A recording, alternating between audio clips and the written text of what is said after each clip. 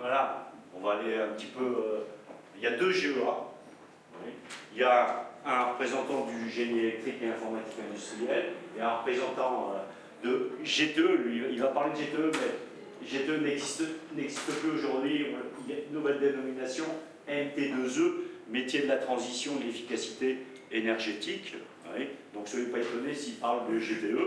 Oui. Donc, peut-être faire un GEA, génie électrique, MT2E, GTE, et on termine par un GEA. Voilà, ça te va comme... Parfait. Allez. Je commence. Le plus ancien. Le plus ancien. Le plus vieux. Merci. Alors je me présente, moi je m'appelle Ashna Delgani, je suis ancien du DUT GEA il y a très longtemps, 2009 ou 2010, je ne sais plus quand est-ce que j'ai eu mon diplôme, mais bon, ça c'est pas très important. Là actuellement je suis senior manager audit dans un cabinet luxembourgeois qui s'appelle BDO, donc qui est le 5e cabinet mondial.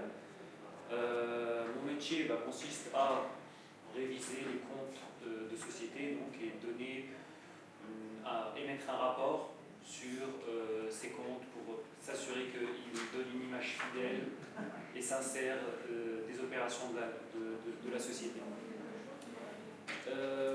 Mon parcours est assez classique pour un GEA, surtout ici à Longwy. Donc moi j'avais fait à l'époque un bac STG, donc maintenant STMG ou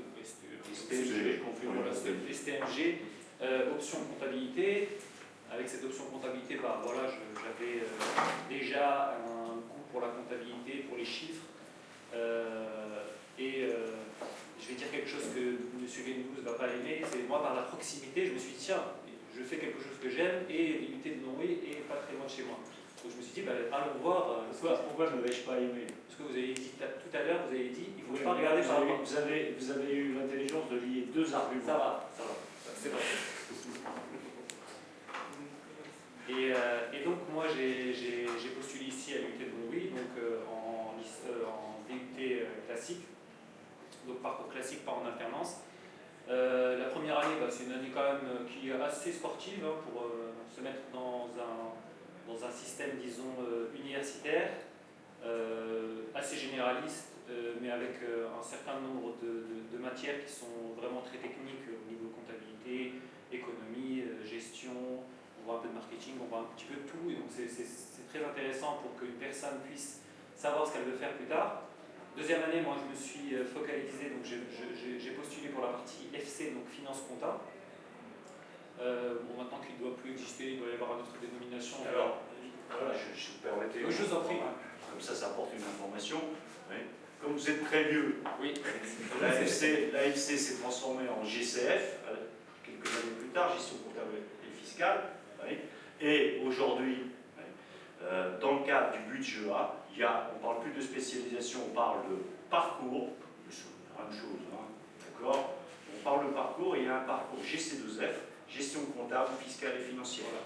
Donc voilà, c'est le correspondant. Voilà. Donc si ce que je vous dis vous plaît, vous pourrez postuler pour ce DUT, gestion financière, fiscale, etc. La deuxième année, c'est une bonne année, c'est une très bonne année, c'est une année où on apprend beaucoup. Et clairement, en sortant de cette deuxième année, j'aurais pu aller travailler sans souci. J'avais toutes les bases comptables, j'avais toutes les bases fiscales, en fiscalité on allait très loin, mathématiques aussi, avec monsieur André Janin qui nous donnait des cours qui étaient très poussés en statistiques, en mathématiques, et on avait vraiment un très bon niveau. Moi j'avais comme objectif de continuer un peu mes études. Donc on avait la possibilité soit de faire une licence professionnelle, à l'époque le DUT Banque Assurance qui existe encore, donc qui est plus tourné vers le Luxembourg, ou alors aller vers une licence plus générale. La licence plus générale, c'est la licence sciences de gestion, pour laquelle on doit passer un concours. On a la chance aussi à l'UT, on avait un programme avec M. O'Brien qui nous aidait à préparer ces concours. Voilà, c'était le concours passerelle, MSG, je ne sais plus exactement si les noms sont les mêmes. Et en fait, grâce à ça, je suis parti à À l'IE Nancy. L'IE Nancy, j'ai fait 3 ans là-bas, avec un master analyse financière, et puis une chose en amenant une autre, sur base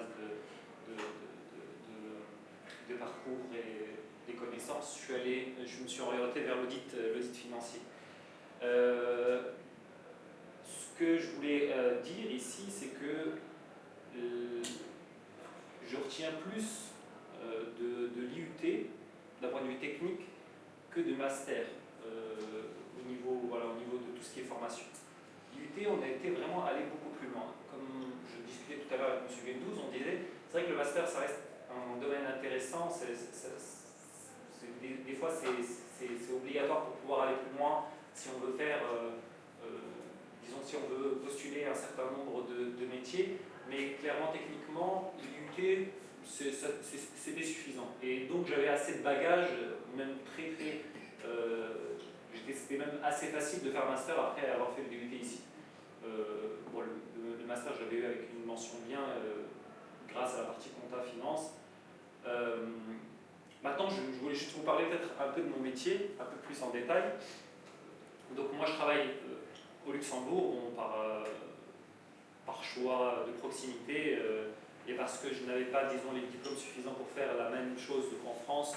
En France, pour faire expertise comptable, commissariat au compte, il faut un DEC, un DCG, DSCG et DEC, chose que je n'avais pas. Et au Luxembourg, on n'a pas besoin de faire tout ça, on a juste besoin d'un master et de passer un certain nombre de cours à l'université, d'avoir un stage de plusieurs années dans un cabinet, et ça permet d'obtenir, disons, de pouvoir y arriver je ne vais pas dire plus facilement parce que c'est tout aussi dur, mais disons, d'y arriver par un autre parcours. Donc mon métier, c'est quoi? C'est auditeur financier. Donc auditeur financier, c'est tout simplement vérifier que les comptes d'une société sont corrects. Pour ça, on fait quoi? On part d'une base assez...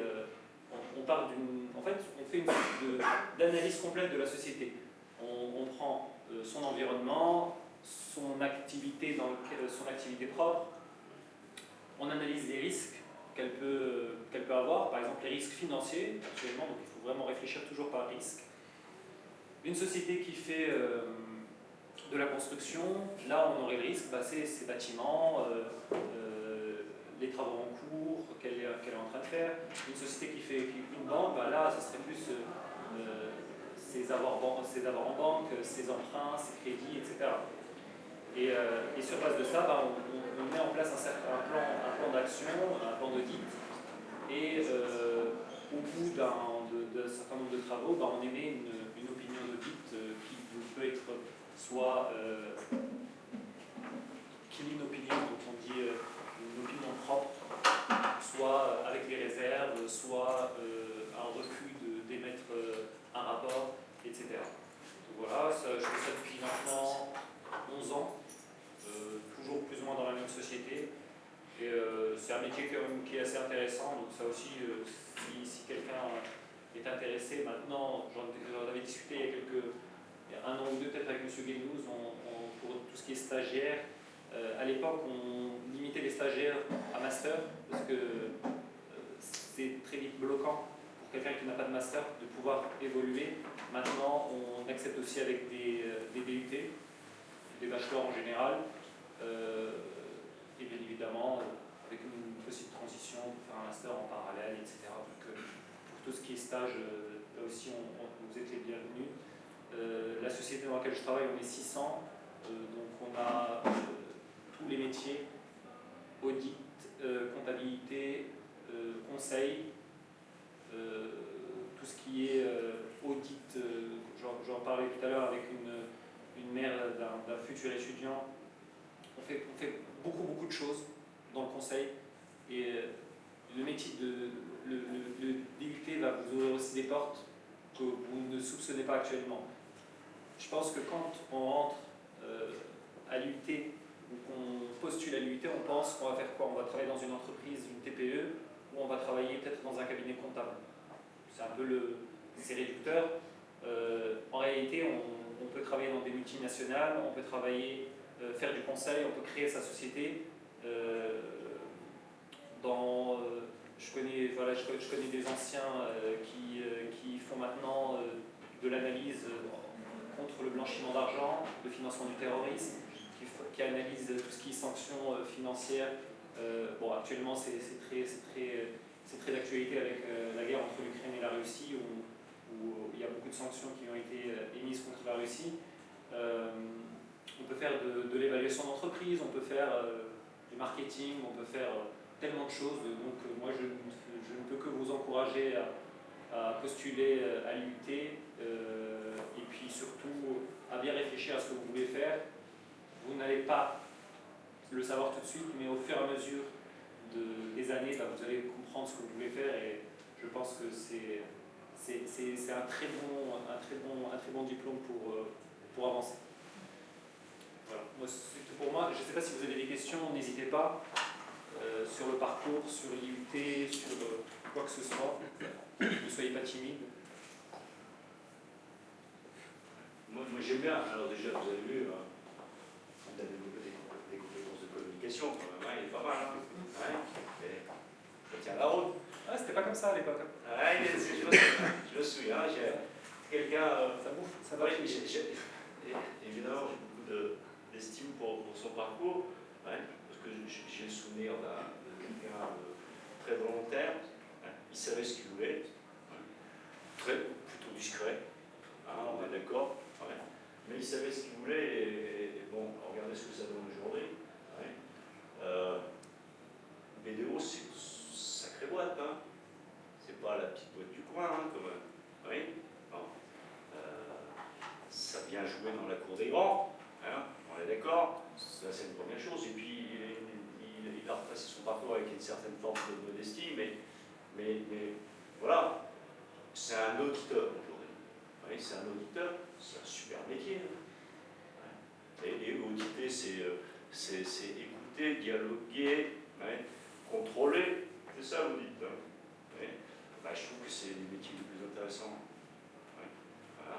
Pour ça, il faut évidemment de la comptabilité, il faut plein de choses. N'est-ce pas? On est d'accord? Et c'est ça qui est intéressant. Et il a parlé d'expert comptable, oui, ça correspond un peu au métier d'expert comptable, même un peu plus, je pense. Oui.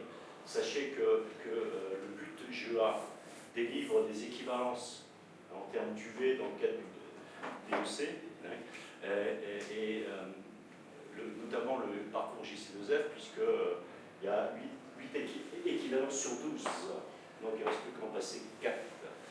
Et quelque chose qui n'existait pas, je tiens à le préciser quand même, quelque chose qui n'existait pas à votre époque, évidemment, et pour raison, à juste titre. Oui. On a monté cette année, on s'est posé la question, mais nos étudiants, ils vont être diplômés à but 3, pour la poursuite de master. Est-ce qu'on va leur demander s'ils réintègrent un master de fac? Est-ce qu'on va leur demander de repasser par une licence? Parce que je rappelle que pour que ce soit, ce que je dis est vrai pour tout diplômé, de quelque nature que ce soit, l'intégration master n'est pas automatique. Mais heureusement. Eh bien, on a développé un partenariat avec les 2 IAE, Metz et Nancy.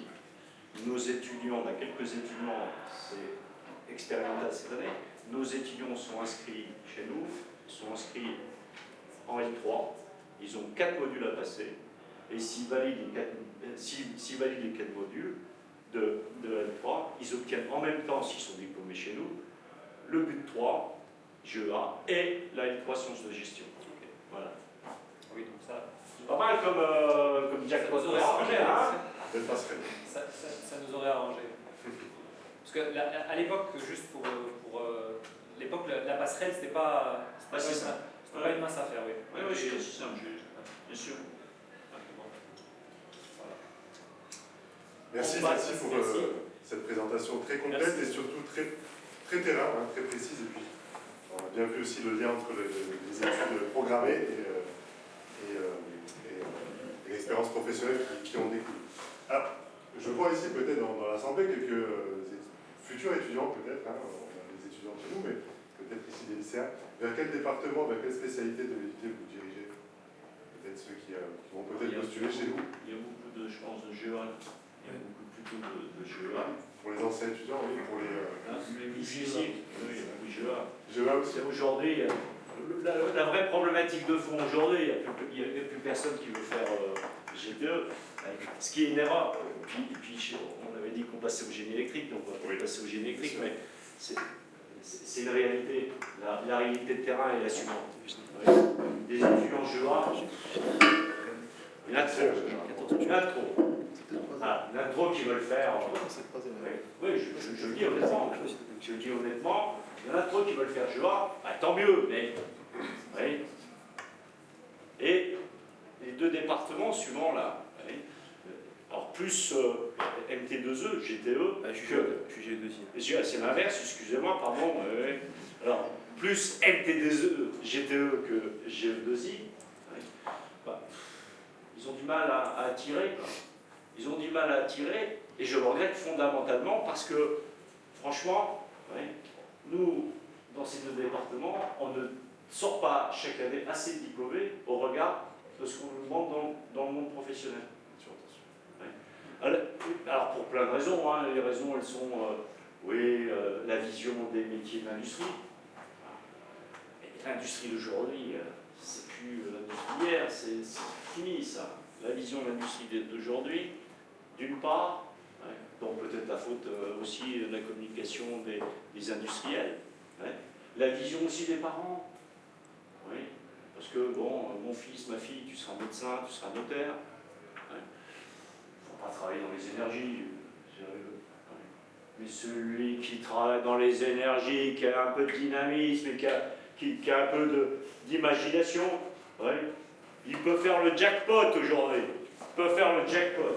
Je peux vous le dire. Voilà. Je vous remercie.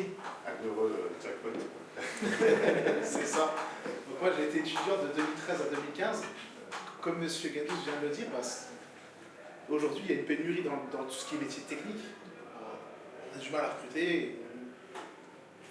Il y a peu de gens qui se présentent, donc c'est des formations qui devraient être attrayantes pour les futurs étudiants. Moi aujourd'hui j'ai souhaité venir et participer à cet échange-là parce que l'IT de Longwy ça a été vraiment ça a été des bonnes années. Franchement c'est un cadre qui est sympathique sur Longwy. On était une petite promotion, une cinquantaine de personnes. On connaît tous ces professeurs, on échange avec eux, on part au ski avec eux, on va jouer au bowling avec eux. Donc c'est familial. C'est familial. Moi avant j'étais lycéen à Verdun. Donc, ce qui était intéressant aussi ici, c'est qu'il y a un Crous à côté. Donc, on était tous les étudiants qui venaient un peu de droite à gauche, on était tous rassemblés au Crous. Donc, ça aussi, c'était convivial. On pouvait travailler ensemble et échanger ensemble. Donc, j'ai fait le DUT GE2I pendant 2 ans, de 2013 à 2015. Suite à ça, j'ai fait une licence professionnelle en alternance pour avoir un niveau d'études qui est un peu plus normalisé au niveau européen, donc le bac plus 3. Et l'IUT de Longwy étant bien implanté sur le secteur longovicien et Luxembourg, donc c'est la société Andrin qui a contacté l'IUT et cherchait un stagiaire. Donc j'ai effectué mon stage de fin d'études dans les établissements Andrin à Villiers-de-la-Montagne. Suite à ce stage-là, j'ai été recruté pour la licence professionnelle, donc j'ai fait 7 ans en tout dans cet établissement. Et suite à ça, maintenant je travaille au Luxembourg en tant que chargé d'affaires dans l'industrie lourde. Et on est confronté tous les jours au sein des grands groupes luxembourgeois, Arcelor, prenez Dunlop, prenez Chronospan, et ils sont en pénurie de techniciens et puis de gens qualifiés. Donc j'invite les étudiants à...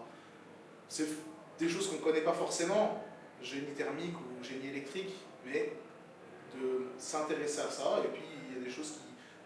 Le GE2I ou le génie thermique, ils sont tellement larges qu'il y a forcément une spécialité qui vous plaira. Et puis faire ça ici à Longwy, c'est sympa, c'est un cadre familial. Que dire de plus? Est-ce que vous avez des questions? Aucune question? Je vous remercie. Merci beaucoup pour cette présentation. On va peut-être, une heure, peut-être enchaîner sur un autre département qu'on a toujours au sein de l'IUT, c'est un autre sigle, mais qui est toujours présent en tout cas. Donc bonjour à tous, je m'appelle Amaury Arnaudot, je suis ancien étudiant ici et Longwy, la promotion 2014-2016, donc on a dû se croiser ici à l'IUT, donc il parlait de ski, on partait au ski, c'est vraiment Ici, le cadre famille, on connaît tous les enseignants, vraiment. Je vais vous expliquer dans mon parcours comment ça m'a aidé de connaître tous les enseignants de l'IUT de Longwy. J'ai un parcours un peu plus spécial que mes collègues. J'ai fait un DUT, donc génie électrique et informatique industrielle ici à l'IUT de Longwy. Par la suite, pour être honnête, je n'étais pas bon à l'école, je ne voulais pas faire d'études plus spécialement que ça. Et après, j'ai aimé travailler ici, j'ai appris à travailler et j'ai fait une licence sciences pour l'ingénieur, une licence générale à Metz en sciences pour l'ingénieur. Et par la suite, j'ai fait un master en ingénierie industrielle. À la suite de ce master, j'ai fait une alternance dans un gros groupe français, Air Liquide. J'ai travaillé pendant 2 ans chez eux en tant que chef de projet. Et je me suis posé beaucoup de questions. Je me suis dit, est-ce que je continue? Est-ce que j'arrête? Je ne savais pas, j'étais encore indécis. Et je me suis lancé dans un autre master, un master métier de l'éducation, de l'enseignement et de la formation. Et je me suis dit, pourquoi pas enseigner? Pourquoi pas enseigner ces matières qui ont tellement de mal à recruter? C'est pour ça que j'ai fait ce deuxième master en sciences de l'ingénieur, option électrique. Et aujourd'hui, je suis enseignant dans un lycée à Thionville. Et je suis aussi vacataire à l'UT de Longwy. Je fais des cours en MT2E et en GE2I. Pourquoi je vais reparler donc, de ces enseignants? Ils m'ont aidé, honnêtement, pendant mes 7 années d'études supérieures, ils m'ont aidé. J'ai pu leur poser des questions, même 5 ans après.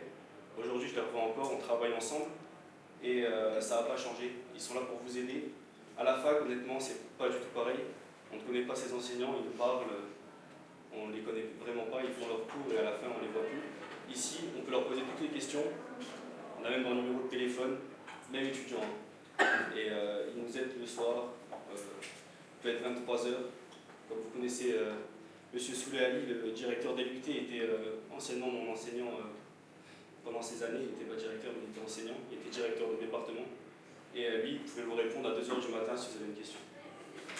Donc honnêtement, c'est vraiment ce parcours-là, le DUT, si je parle en général à l'UT, c'est vraiment très bien. Et il faut vraiment, comment je pourrais dire, si vous avez du mal avec les études, du mal à faire, de rentrer chez vous, à travailler, etc., ici ils sont là pour vous aider et c'est vraiment le bon endroit.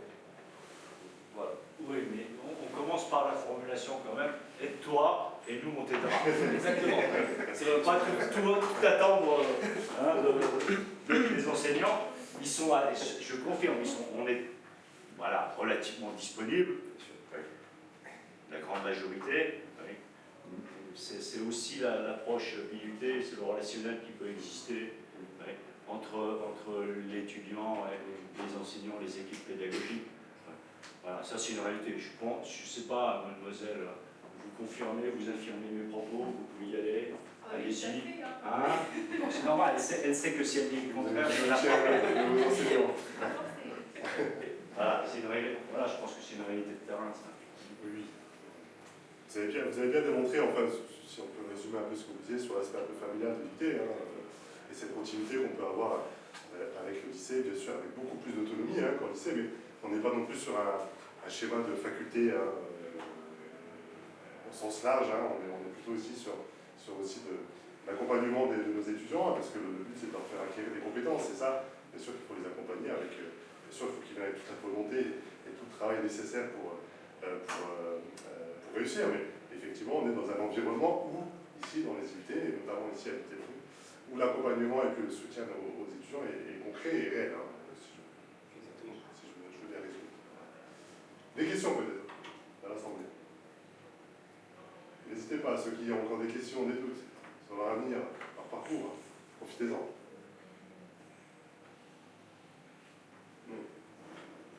Ouais, moi je veux pour compléter le propos, tu disais on n'est pas à la faculté, etc. On n'oublie pas, on est quand même le U de l'université, c'est l'université.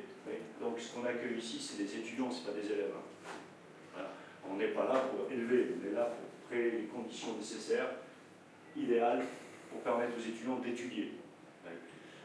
Oui, on est des formations professionnalisantes. Je crois que les 4 exemples là suffisent à confirmer ce que je suis en train de dire.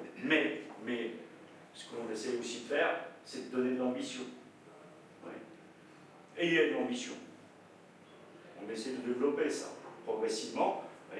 Et donc, on permet aussi, voilà un exemple, hein, Abdel Ghani il a dit moi j'ai intégré l'IAE, j'ai fait un master. Il faut aussi qu'on crée des conditions pour permettre à nos meilleurs étudiants de pouvoir aller par la suite. Et on sait que quand on veut aller en master, on attend aussi autre chose. Donc on essaie, on a, je crois, un modèle pas trop mal. Des fois, on joue les équilibristes, mais un modèle pas mal entre insertion professionnelle immédiate à l'issue du diplôme et permettre aussi à des étudiants voilà, qui ont une ambition et qui sont bons, évidemment, d'aller en master. Voilà. Il n'y a pas besoin d'intégrer tout de suite une L1 pour pouvoir aller en master. C'est ça qu'il faut essayer aussi d'exprimer. Si je peux ajouter. Je t'en prie. Voilà. Ce qui fait aussi tout ce que vous venez de décrire, c'est aussi la variété des enseignants.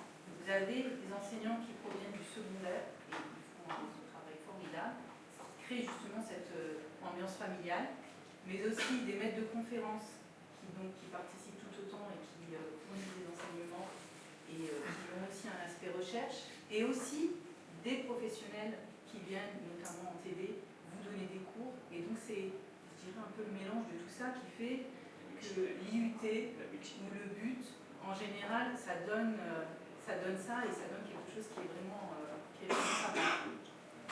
Et par définition, la mixité a toujours des effets positifs, en général, que ce soit dans la formation ou dans la société. Exactement. Ce sera le thème de notre conférence. Prochaine conférence. Je vous invite fortement à venir à 14h pour la 3e conférence. Petite parenthèse. Merci.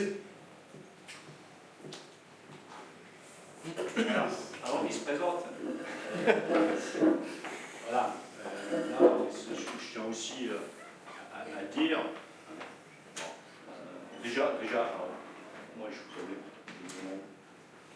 moins ou pas, oui, les deux là je les connais bien, je ne les ai pas choisis par hasard, plutôt bien, oui, je n'ai pas été chercher les plus mauvais, oui. Et j'ai réfléchi, il y a quelqu'un qui est passé, qui a démarré, qui a fait le DUTG en formation initiale, et il y a un autre qui a fait de l'alternance. C'est aussi pour montrer que mon objectif depuis quelques années, là, c'est de permettre et de donner une autre vision de l'alternance. Je trouve qu'on a une vision d'alternance erronée. Les parents, globalement, ont une vision erronée de ce qu'est l'alternance. Et ce que je veux démontrer, moi, c'est qu'on fasse de l'initiale de l'alternance, à l'arrivée, on est diplômé et on a un diplôme qui a autant de valeur, si c'est, moi j'ai tendance à croire un peu plus dans le monde professionnel, que quelqu'un qui est passé par une formation classique, formation initiale. Brian, ça vaut. Moi, c'est Brian Fogna. J'ai fait l'ensemble de mon parcours universitaire en alternance. J'ai fait des DUT GEA que j'ai fait en alternance chez Eurovia. Donc ça, c'était en 2017-2019. À la sortie de mon DUT, j'ai fait une licence en alternance, donc la LPGC. Alors aujourd'hui, la LP, parce que tous les règlements ils vont aux toilettes, elle s'appelle les métiers de la comptabilité. Aujourd'hui, la définition, la dénomination officielle, à votre époque, effectivement, c'était gestion comptable. Voilà, parcours révision comptable, donc j'avais fait ça. Donc ça, je l'avais fait en alternance en cabinet comptable. Donc c'était une volonté pour voir un peu plus que le côté entreprise que j'avais là où j'étais avant. Donc où je faisais vraiment que de la compta fournisseur. En cabinet comptable, j'ai vraiment appris beaucoup plus en entreprise, parce qu'on voit vraiment la compta globale en fait, d'une société du début à la fin. Je suis toujours dans ce cabinet comptable, donc ils m'ont fait une proposition d'embauche en 2020 quand j'ai eu mon diplôme. Je suis toujours chez eux, donc je suis réviseur comptable, donc je fais des bilans, déclaration de TVA. Vous avez le droit de faire de la pub pour le cabinet comptable. Comment vous avez le droit de faire de la pub cabinet comptable, c'est comptable, donc on recherche si est-ce que vous êtes intéressé. Stagiaires ou des salariés, mais des alternances. Des alternances. Aussi, on en a combien 5-6 sur la Sirange qui sont en alternance en BUT. Donc on recherche, surtout qu'il y en a 3 qui, je pense, terminent cette année. Ne vous inquiétez pas, je vais relancer. Et moi-même, je suis arrivé là-bas par rapport à l'UT qui m'a mis en contact avec le cabinet. Donc l'alternance, moi, ça m'a plu parce qu'en fait, on concrétise vraiment ce qu'on voit en cours. Pas tous les jours, parce qu'on n'est pas tous les jours, mais donc c'était 2 semaines d'entreprise, 2 semaines d'école. Et en fait, on arrive vraiment à remettre ce qu'on voit en cours directement la semaine au moment de l'entreprise. C'est pas que de la théorie, c'est vraiment de la pratique. Et c'est ce qu'on voit aussi, c'est que les cours ne sont pas que théoriques, parce que du coup, ils nous aident vraiment dans le monde du travail. Que dire d'autre Enfin, moi, je suis content de l'avoir fait en alternance. Je vais peut-être rajouter votre sentiment. Alors, vous avez expliqué ce que vous a apporté les 2 formations que vous avez faites à l'UT de Longwy. Peut-être donner votre opinion sur l'UT de Longwy, c'est-à-dire sur globalement le climat, on appelle ça le climat social. Voilà, comment vous avez vécu. Alors moi, du coup, en alternance, c'est des classes qui sont quand même plus petites. C'est pas de l'amphithéâtre, c'est des classes où on est quoi, une quinzaine, je sais pas maintenant, c'est peut-être un peu plus, mais je sais que moi à l'époque c'était une quinzaine, et donc c'est vrai que la transition avec le lycée est beaucoup plus simple que quand on arrive dans un amphithéâtre où on est, je sais pas, 100, 150 personnes, on est vraiment qu'un nom, on n'a pas le temps d'avoir le contact avec le prof. Là, c'est vraiment, on a toujours ce contact, on est dans des petites salles, donc les salles qu'il y a là-bas, et on peut poser des questions. À la fin du cours, on peut aller voir le prof, il y a des échanges par mail qui sont. Et c'est vrai que ça, c'est beaucoup plus simple à rentrer dans le monde universitaire. Et sinon, oui, c'est une ambiance assez familiale, qui est assez bonne. Bon, je vous rassure, il y a quelques membres de la famille qu'on aimerait abandonner. Mais c'est vrai que c'est très familial. J'ai incité mon frère à venir. Et comme on a été tellement mauvais, il nous a envoyé son frangin derrière. Voilà. Ça reste familial. Qui suit à peu près le même parcours. Du coup, en BUT. Parce qu'à l'époque, il est en dernière année. En 3e année.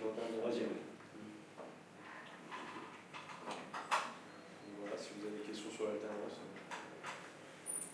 si ça vous intéresse ou pas.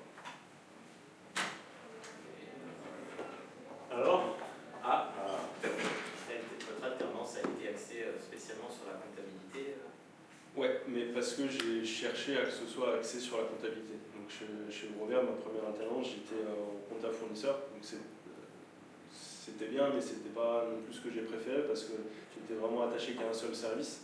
Je faisais toujours la même chose, donc que du rattachement de bon de commande, etc. Et après, j'ai voulu aller en cabinet comptable parce que je faisais une licence option révision comptable, donc c'était, on va dire, la logique des choses. Et par contre, en cabinet, ce qui est bien, c'est qu'on voit vraiment toute la comptabilité d'une société, même le social, le juridique, c'est vraiment tout global. En fait, sorti de cabinet, on peut gérer une société complète de A à Z. Alors qu'en entreprise, c'est plus compliqué, surtout dans une entreprise comme Eurovia où tout est par service, donc on ne peut pas voir la globalité du fonctionnement de la société. Mais après, en BUT, je pense qu'il n'y a pas de problème d'aller vers de l'administratif, d'aller vers autre chose que la comptabilité. C'est quand même des cours assez globaux sur le fonctionnement d'une société. Et je ne pense pas qu'il y ait de problème. Les métiers d'Adegani et de Ryan, en termes de contenu, se rejoignent. Il n'y a pas les mêmes dénominations, mais les contenus des compétences recherchées se rejoignent. Mais après, moi, c'était un choix d'aller vers la comptabilité. Après, là-dessus aussi, je pense qu'on n'est pas obligé de se cantonner à un seul type de métier. La comptabilité, ça inclut aussi la paye. Par exemple, les métiers de la paye, c'est la consolidation, faire de la consolidation. L'analyse financière, bon, c'est moins comptable, mais ça reste de l'analyse et c'est des choses que vous apprenez ici à l'UT de Longwy, au niveau des cours de diagnostic financier, d'analyse financière. Tout ce qui est en lien avec les chiffres, vous allez avoir les bases ici, et ensuite, à vous de voir si vous voulez vous spécialiser dans une thématique ou une autre, de continuer dans cette thématique, ou de faire le stage en sortant de l'IUT, on peut faire de la paye si on veut. Je pense qu'il n'y a pas de souci, ça ne pose pas de problème. Consolidation également, si on n'a peut-être pas les cours spécifiques, enfin peut-être pas à l'époque, peut-être maintenant, je ne sais pas, mais c'est des... Voilà, c'est sur licence. Si, maintenant. Alors, c'est l'initiation technique aux techniques de conso. Voilà, initiation aux techniques de conso, ou même métier de fiscaliste au Luxembourg ou en France, avocat fiscaliste, voilà, tout ce qui est montage, ce qu'on fait ici à l'UT a déjà un bon niveau, je trouve. Je trouve que c'est déjà quelque chose qui permet d'avoir une bonne base pour pouvoir évoluer dans ces métiers. La seule limite, c'est votre esprit, c'est tout. Si vous voulez faire quelque chose, vous allez pouvoir le faire. Il n'y a aucun problème. Et je vous rassure, votre esprit, on va se charger de vous structurer. Le structurer, pour certains, il est nécessaire de le déstructurer. Voilà. Mais on n'est pas... voilà, ce qui est intéressant aussi, je vous parlais de permettre aussi l'intégration, la poursuite d'études en master. Mais la vision, oui, on est là pour qu'il y ait des débouchés professionnels, qu'il y ait une insertion professionnelle, peu importe, c'est à l'issue du Bac+3, à l'issue du Bac+5, pour moi c'est un continuum, mais on a aussi une réflexion, et ça c'est primordial, et je pense que vous devez aussi réfléchir comme ça les jeunes, de parcours professionnel. Vous êtes partis pour 47, 48 années de travail. Donc on doit vous former pour vous insérer dans 1 an, 2 ans, 3 ans, mais on doit aussi vous créer les atouts nécessaires pour pouvoir évoluer dans un parcours professionnel de 47 ans. Ce qui n'est pas simple. Sachant que les compétences techniques d'aujourd'hui, demain, celles-là, elles auront évolué, on vous aura substitué de l'IA autour de tout ça. On pourrait parler de ce sujet-là, évidemment. Donc, il faut qu'on vous développe des capacités d'adaptation. Et les capacités d'adaptation, de flexibilité, elle est par la structuration intellectuelle que nous, on peut aussi vous amener. Alors, ça peut paraître théorique, je suis en train de dire. Mais voilà, on va essayer de vous mettre une méthodologie de raisonnement, de diagnostic, de réflexion. Et c'est ça, c'est quelqu'un qui est capable, à un moment donné, de développer ces qualités-là, pas d'inquiétude. Les compétences techniques d'un moment disparaissent, il aura la faculté pour aller assez aisément pour en acquérir d'autres, tout simplement. C'est ça que je trouve intéressant, et notamment de par la mixité de l'équipe pédagogique, des acteurs de l'équipe pédagogique.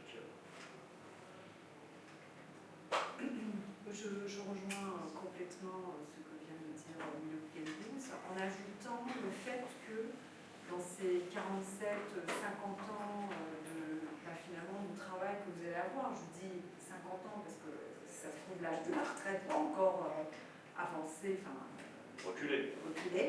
C'est pas ça se trouve, ça va reculer. Il ne faut pas être obtus aussi par rapport au fait qu'on va être formé tout au long de ces années futures.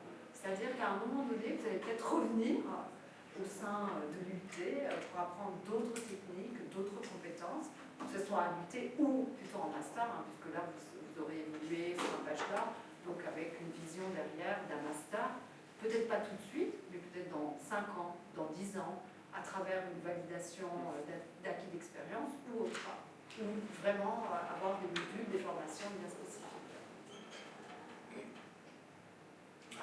Tout à fait. Pour suivre ce qu'ils disent, évidemment, on se forme à tous les jours, c'est ça l'idée, quotidiennement, et pour des métiers qui évoluent donc, constamment, on est obligé de se former tout le temps. D'autres questions? Nos chers étudiants, n'hésitez pas aussi les parents peut-être à intervenir si vous souhaitez. Oui, pour l'alternance, on choisit à quel moment, quand on commence la première année, on décide tout de suite on veut faire de l'alternance ou il faut un temps de réflexion? Comment vous savez passer? Sur Parcoursup, il me semble que le monde se fait... Non, je comprends. Alors, est-ce que votre question d'ordre général ou vous adressez particulièrement spécifique à variable. Alors, d'ordre général, je vais vous répondre. Oui. Sur Parcoursup, il y a en ce moment, vous voyez, ça se finit fin mi-mars, je ne sais plus trop, la date précise, vous êtes en train de construire vos vœux de poursuite d'études. Oui. Si vous postulez pour l'unité de Longwy, et évidemment, je vous y invite, on est des mémoires à Longwy, bon, c'est pas si mal ailleurs, mais voilà. Et surtout, vous verrez, budget à formation initiale et budget à formation par alternance. C'est deux vœux séparés. Donc, moi, quand on est intéressé par l'alternance, on réfléchit à postuler sur les deux. Postuler sur initiale et alternance. Puis à un moment donné, bon, on fait l'hypothèse, je suis accepté sur les deux, il va falloir faire un choix. Ça laisse quelques mois aux jeunes pour vraiment finaliser, formaliser si oui, je veux aller en alternance, non, je ne veux pas y aller. Puis en même temps, de construire une recherche d'alternance, etc. Voilà, de manière générale. Après, je termine, on peut très bien envisager de faire sa première année en formation initiale, et puis à un moment donné, ça percute, non, moi je vais faire de l'alternance, sous condition de réussite de la première année, évidemment, de basculer en deuxième année d'alternance. Allez, je continue. On peut envisager de faire sa première, deuxième année en formation initiale, et puis, au moment où ça percute, de basculer en troisième année d'alternance. Ça y est, j'ai plus rien en stock, j'ai fini. Et je complète. Alors, c'est vrai que l'alternance par rapport à l'initiale, déjà pour les étudiants, c'est vous êtes autonome, vous avez une indépendance financière, évidemment, moi, de la petite salaire. Et puis surtout, ça vous donne une expérience qui est considérable. Donc, à la fin du bachelor, donc vous avez une licence, c'est L3, le bachelor c'est L3, licence. Vous avez non seulement l'expérience, mais en plus vous avez le diplôme. Donc c'est quelque chose vraiment de très important. Et tout de suite, si on veut être embauché dans une entreprise, tout de suite on va regarder, tiens, il a passé pendant 3 ans, 2 ans. C'est vraiment quelque chose de très important au niveau des entreprises. Vous voyez bien, est-ce qu'il a de l'expérience? Alors on a le diplôme, quand est-ce qu'on va avoir l'expérience? Si on a fait l'apprentissage. C'est une vraie valeur ajoutée. La différenciation en termes de CV, quand un recruteur reçoit plusieurs CV, il essaie d'identifier des valeurs ajoutées. L'alternance est une vraie valeur ajoutée. Est-ce que c'est la panacée pour tout le monde? La réponse est non. Est-ce que tout jeune est apte à démarrer comme ça tout de suite l'alternance? Non, c'est pas vrai. Il ne faut pas non plus raconter n'importe quoi. Il faut une certaine... Déjà... Il faut que ce soit un choix. Parce que parfois on fait formation initiale, par hasard, j'ai vu de la lumière et je suis rentré. Quand je fais de l'alternance, il y a un vrai raisonnement, une logique, c'est un choix, une vraie volonté. L'aspect financier est important, mais je ne fais pas que ça pour le fric. Voilà, j'ai un projet, il est pas clair, mais j'ai un projet. Et la valeur ajoutée, ça, c'est une valeur ajoutée sur un CV, effectivement. Et ça permet une insertion professionnelle progressive, pas d'un coup arriver comme ça. Et normalement, que de la théorie. Une entreprise qui prend un apprenti, ce qui n'est pas toujours vrai. On peut se dire que quand je prends un apprenti, j'ai une petite réflexion derrière. Je ne dis peut-être pas l'apprenti, mais moi, je suis dirigeant d'entreprise. Si je prends l'apprenti, c'est parce que peut-être qu'à un moment donné, j'ai identifié que dans 1 an, 2 ans, 3 ans, je vais avoir un besoin. Un besoin de recrutement.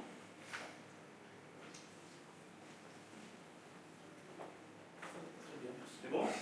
On a répondu à vos questions. Ils ont été bons? Comment vous les avez trouvés? Ils sont bien, quand même. C'est bien. Ils sont bien formés. Ouais. Ils sont bien. Je voudrais, en premier lieu, vous remercier tous les 4. Oui. Voilà. En deuxième lieu, vous féliciter tous les 4 pour le parcours. Ouais. Moi, honnêtement, c'est notre petite fierté que d'avoir une image de marque de cette qualité-là. Voilà. Et surtout, vous rendez service.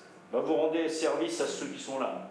Parce que nous, ça ne change pas grand-chose sur notre fiche de paye. Il n'y a pas de rentabilité de diplômé. Mais on est tous enseignants et je pense qu'on a tous, on ne fait pas ça par défaut. Oui. On enseigne et on veut que ce soit, qu'on serve à quelque chose. On a une mission de service public. On veut servir à quelque chose et là, vous êtes tous les quatre une réelle satisfaction. Donc merci à tous les quatre. Merci.